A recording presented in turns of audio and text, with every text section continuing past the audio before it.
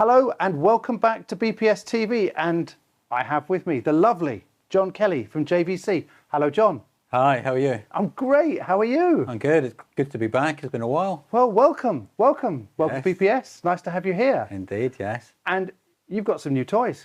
We do indeed, yes. Yeah. I'm very looking forward to showing you them. It's a bit like the three bears: baby bear, middle bear, daddy bear. Can I say that? You can, by all means. Excellent, excellent. Yes. And they're PTZs. Yes, that's correct. Yeah. So I can give you firstly just a quick run through of the range. So a couple of models which actually already been shipping for a few months now, which is the PZ 200, which is an HD camera. Yep. And then the PZ 400, Yep. which is 4K camera. Okay. So, of course, they've got similarities in terms of interfaces and capabilities and so on. So, for example, they all have HDMI and SDI outputs. Brilliant. They have the ability to stream in a really wide range of formats, including NDI HX in SRT, for example.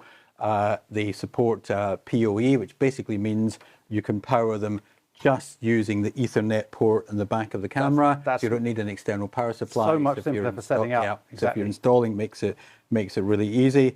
So we have the PZ 200, which is the HD camera, and then the PZ 400, which is capable also of 4K output over HDMI and also streaming in 4K as well. That's Again, in some of the fantastic. formats that we mentioned. Some people need that, and then they can crop later on. Yes, indeed, that's correct. yeah. Exactly. Yeah. And I can't help but notice you've got your controller here. Yes, that's right. Yeah. So from a control point of view, there's a couple of options actually. You can have the hardware controller. It's a model called the RMLP 100. This basically can control up to 100 cameras.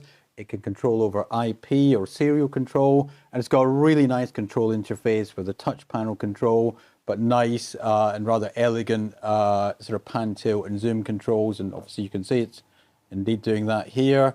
So if you need hardware control, you can use a unit like this, but also you can fully control the cameras just over IP using a web browser interface. You can dial into brilliant. the camera, you can control the gain, shutter, white balance, all of that good stuff, and of course the pan, tilt, zoom, and control. So of you the camera can as literally well. just use a laptop, turn up, Correct. Yeah, put or up three of an these. iPhone, iPad, laptop, mobile phone, anything you like, anything with a web browser. I think it's amazing how much material people see on telly that they don't realise it's shot on PTZs.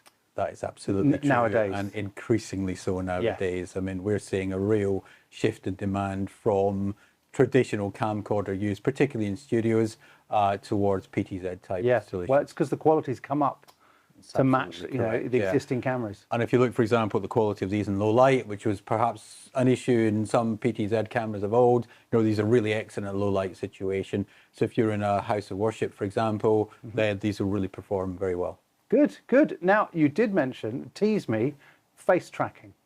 Yeah, that's right. Yeah. So actually, NAB recently, we announced a new model, which is the KYPZ 510, which is this model here.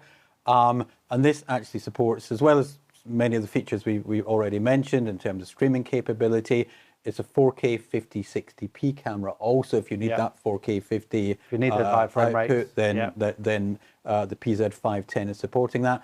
But the other thing it has is built-in auto tracking.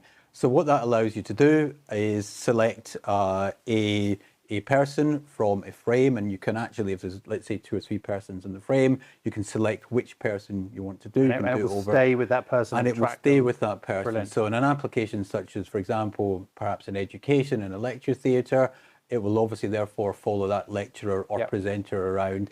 And it does it very easily. It's more or less a one click of the button, one click of the remote, and it makes for a really simple and efficient tracking system. I think that's one of the key things, simple and efficient. Yeah. Because these price-wise, can I say you're at the more affordable end? I think that's a good thing. Yes, that's fair to say. It's fair to say. Yeah. So people are looking for a couple of cameras maybe and a control unit, but they might not have a massive amount of experience, especially in a house of worship. Yeah. It's that ease of use, isn't it? That's Yes, important. that's right. Yeah. That's right. Yeah. So by price, these go from at the entry level, roughly in list price terms, around £1,500, up to sort of 3K or so for the high spec version.